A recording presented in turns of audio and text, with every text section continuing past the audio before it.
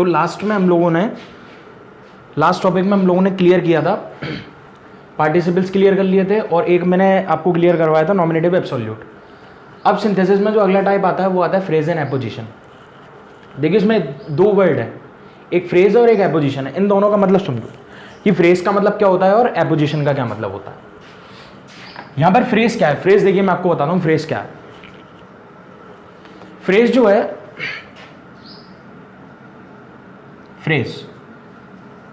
Phrase आप देखिए, phrase माने है कि a group of words,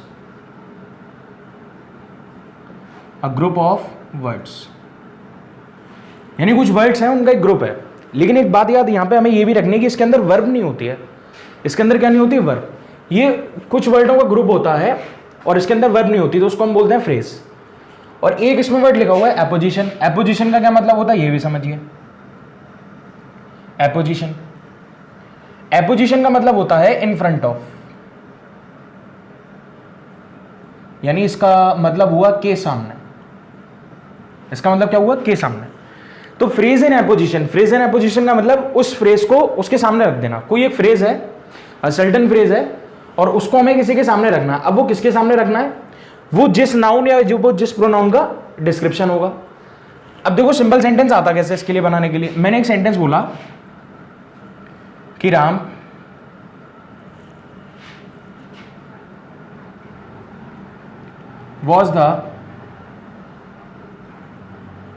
was a son of King Dashrath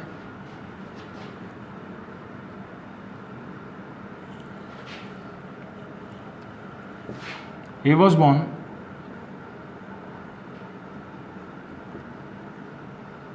in Ayodhya. अब इसका हमें सिंपल सेंटेंस बनाना होगा।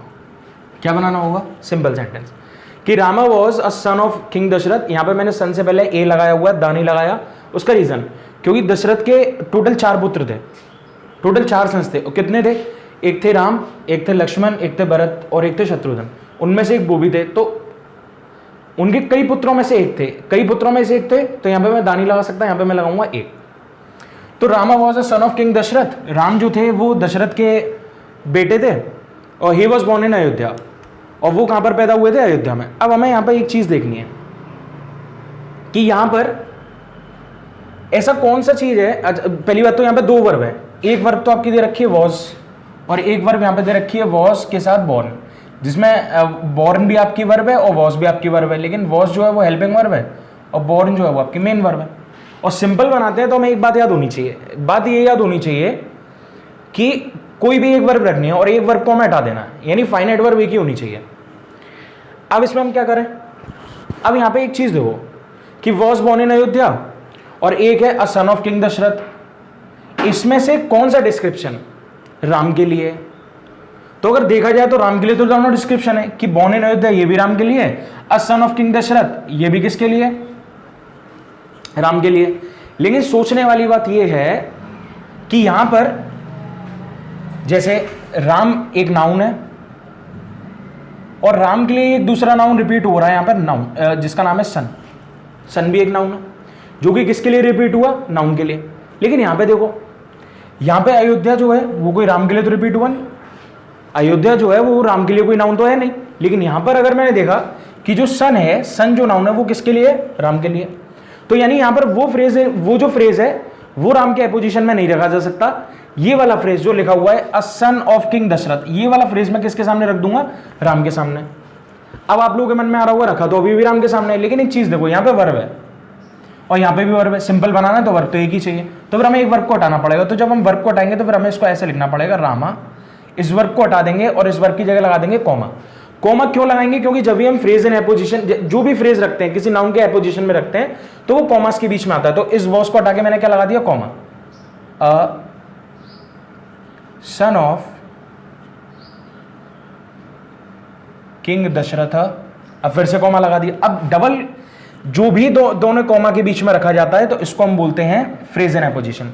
और ये एपोजिशन किसके लिए है, राम के लिए। राम एक नाउन है, इसी नाउन के लिए एक और नाउन यूज हुआ सन। सन कौन थे, राम। हम अयोध्या को नहीं रख सकते थे बॉर्न इन अयोध्या, क्योंकि अयोध्या राम के लिए नाउन नहीं था, लेकिन सन जो नाउन था वो राम के लिए नाउन था, इसीलिए ये एपोजिशनल फ्रेज हो गया। ये किसके सामने हमने रख दिया? राम के सामने। अब आगे यहाँ पे ही किसके लिए था? ही था आपका राम के लिए, तो ही को हटा दो क्योंकि राम तो लिखे हुए हैं। एक भी वर्ब नहीं लिखी थी, इसलिए अब ये सही हो जाएगा, वॉज बॉर्न इन अयोध्या। अब हमारा सेंटेंस बिल्कुल सही हो गया। एक और देखिए, सेंटेंस आया, I am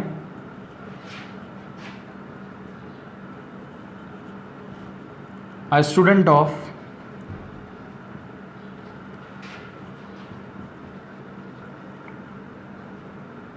class 12th. I can do this sum. अब इसका सिंपल बनाना होगा। इसका क्या बनाना होगा? Simple. I am a student of class 12, I can do this sum. अब यहां पे देखिए, अब अगर मैं यहाँ पे देखूं कि जो स्टूडेंट नाम का नाउन है, ये नाउन किसके लिए आ रहा होगा? सीधी सीधी बात है, आई के लिए आ रहा होगा। सीधी सीधी बात है, आई के लिए आ रहा होगा। यहाँ पे कोई भी चीज ऐसी नहीं है अगले वाले सेंटेंस में जो आई के लिए आ रही हो। आई के लिए कोई मतलब कोई ऐसी चीज नहीं है, कोई ऐसा नाउन नहीं है जो आई के लिए आ रहा हो। सम जो नाउन है वो आई के लिए नहीं आ सकता, लेकिन स्टूडेंट है वो आई के लिए आ सकता है। यानी इसी चीज को हम फ्रेज बना देंगे, इसी को हमें फ्रेज बनाना होगा। अब फ्रेज जब बनाएंगे तो हमें क्या करना पड़ेगा? इस एम वर्ब को हटाना पड़ेगा, क्योंकि यहाँ पे कैन और डू ऑलरेडी वर्ब है, तो ये फाइनाइट वर्ब हो जाएंगे। इस एम को हटा दो, एम को हटा देंगे तो कॉमा लगा देंगे। अब हम क्या रख देंगे? Student of class 12th। ये एपोजिशनल फ्रेज था, इसको डबल कॉमे के बीच में रख दिया। आई आ चुका तो यहां से आई को हटा दो। कैन डू दिस सम, ये भी सही है, ये भी सही। इस तरीके से हमें फ्रेज एंड एपोजिशन का यूज करना होता है। तो फ्रेज एंड एपोजिशन भी हो सकता है, एक पर्टिकुलर जो नाउन होता है वो भी एपोजिशन में रखा जा सकता है, लेकिन कब?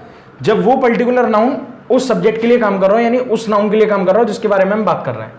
यहां पे हम अयोध्या को नहीं रख सकते थे, मैं बार बार बता रहा हूं क्यों? क्योंकि अयोध्या राम के लिए नहीं है नाउन, सन जो नाउन है वो राम के लिए है। उसी तरीके से स्टूडेंट जो नाउन है वो किसके लिए आ रहा है? आई के लिए।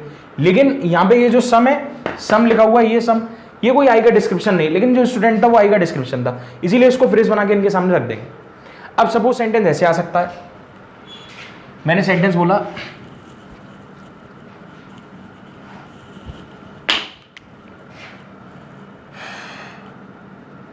My brother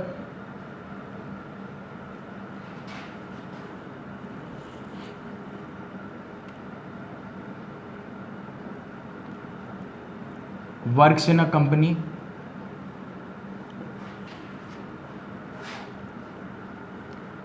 he is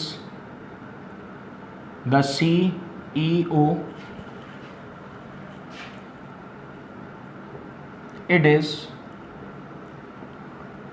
one of the renowned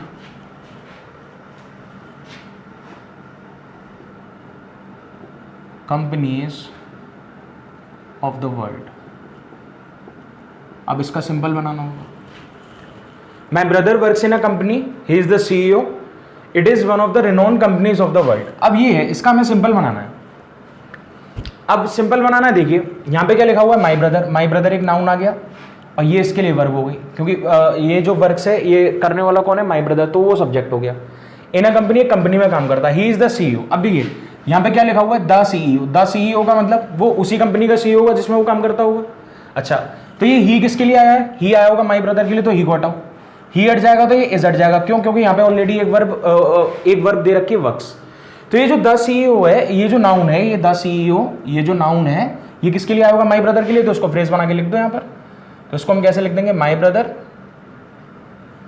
phrase जब बनाएंगे तो फिर इसके यहाँ पे लिखेंगे ऐसे, द CEO।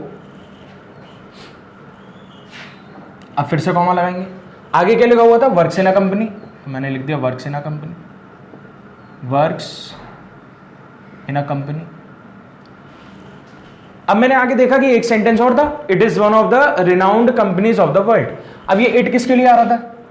ये इट किसके लिए आ रहा था? कंपनी के लिए। तो हटाओ, इट हट जाएगा तो फिर इज भी हट जाएगा। अब ये वन था, ये वन किसके लिए आया? कंपनी के लिए। तो यानी ये पूरा फ्रेज भी किसके लिए होगा? कंपनी के लिए। तो इसको यहां पर उठा के रख दो, one of the renowned companies in the world. अब ये सही, तो अगर गलती से हमने इसको ऐसे लिख दिया होता, सपोज इसको हमने अगर ऐसे लिख दिया होता कि my brother comma my brother works in a company comma the CEO comma one of the renowned companies of the world। अगर इसको ऐसे लिख दिया होता तो ये बिल्कुल इलॉजिकल कंस्ट्रक्शन था, इसका कोई सेंस ही नहीं था। लेकिन ऊपर वाले का सेंस है। ऊपर वाले का सेंस क्यों है? क्योंकि CEO कौन है? My brother. और ये जो one of the renowned companies की बात हो रही है, यानी जिसमें जो वन है वो कौन है? कंपनी। अब इसमें देखो my brother works in a company, ये ऐसे कैसा लिख दिया। अब मैंने जो कॉमा लगाया वो कॉमा किसके बगल में लगाया? ए कंपनी के बगल में। यानी ये जो CEO हुआ, जो ये फ्रेज हुआ, ये किसके लिए काम करेगा? कंपनी के लिए। इसका मतलब कौन हुआ? कंपनी CEO हो गई। और one of the renowned companies of the world, one of the renowned companies of the world, ये कौन हुआ? ये भी कौन हो जाता? CEO हो जाता। तो इसका कोई कंस्ट्रक्शन मतलब कोई सेंस ही नहीं आता। सेंस ना आने के चक्कर में इसीलिए मैंने आपको दोनों एग्जाम्पल क्लियर करके बताए कि जिसका जो नाउन जिस नाउन के लिए काम कर रहा हो उसी के सामने वो वाला नाउन रखो। तो यहाँ पे जो CEO था वो काम कर रहा था माय ब्रदर के लिए, तो मैंने उसको माय ब्रदर के सामने रखा। One of the renowned companies, ये कंपनीज की बात हो रही है तो ये कंपनी के सामने रख दिया। क्लियर? तो इसका मतलब मेरा भाई जो CEO है वो एक कंपनी में काम करता है जो कि one of the renowned companies in the world, जो कि दुनिया में फेमस कंपनीज हैं, बहुत जानी मानी जो विख्यात कंपनीज हैं उनमें से एक है। वो कंपनीज का डिस्क्रिप्शन था, उसके पास लिख दिया। ये मेरे भाई का डिस्क्रिप्शन था, ये मैंने उसके सामने लिख दिया। तो इस तरीके से हम लोग फ्रेज एंड एपोजिशन को करते हैं। बाई चांस अगर हमने ऐसी ब्लंडर कर दिया तो सेंटेंस इलॉजिकल हो जाता है और ये बहुत बड़ी गलती होती है। हम फिर सेंस नहीं निकाल सकते, इसका बिल्कुल इलॉजिकल कंस्ट्रक्शन होता है। अब ये हमारा फ्रेज एंड एपोजिशन हो गया। अगला जो वीडियो आएगा वो आपको कल ही मिल जाएगा, और कल वाली वीडियो में मैं आपको बताऊंगा कि सिंपल सेंटेंस को इन्फिनेटिव से कैसे सीखते हैं।